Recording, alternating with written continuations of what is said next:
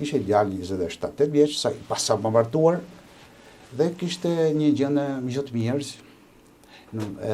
Ajo smundje që unë po them që në fillim është një quhet leptospirosi iktohemorragjike morbus Weil, domethënë është një situatë që jo të gjitha kalojnë, por ata që e kalojnë rënd, e kalojnë shumë rënd, që ka dhe rrezik vdekje. E shikoj situata po rëndoi, kishte filluar diatezë hemorragjike nga krokullitej, hemorragjik ishte në sklera, hemorragjik ishte në urinë, kishte paksuar diureza, sasi e urinës po bëhen në insufficiencë renale. Dhe ka helikopteri, e ka marrë atë, unë kam nisur me makinë. Mbas 3 ditëve punë që unë ta ideal kam në 5-6 ditë ndoshta s'kam shkuar në shtëpi fare. Mbas 3 ditëve që unë ishe pa gjumë, thotë ndredhen, kur ai kishte bënë në uri, nuk urinonte më. Atëherë unë e kam marrë kështu mas 3 ditë, kur e pash që djali po mikte, e kam marrë me barel edhe e kam shuar atij afër. I kam thënë, ju bëni çfarë të dëni, unë e kam pru këtu.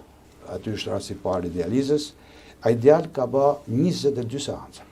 Mas 22 ose 24 seancave, këtë se më mirë, sigurisht ai filloi e mori veten, edhe shkoi mirë rasti. Edhe është një nga miq, siko mjeku ka shumë raste dhe ju të gjithë mund t'i bëjnë miq. Ata ruajnë respektin, ruajnë kujtimet e mira, pa diskutim, po ka herë në disa raste që të ndahen.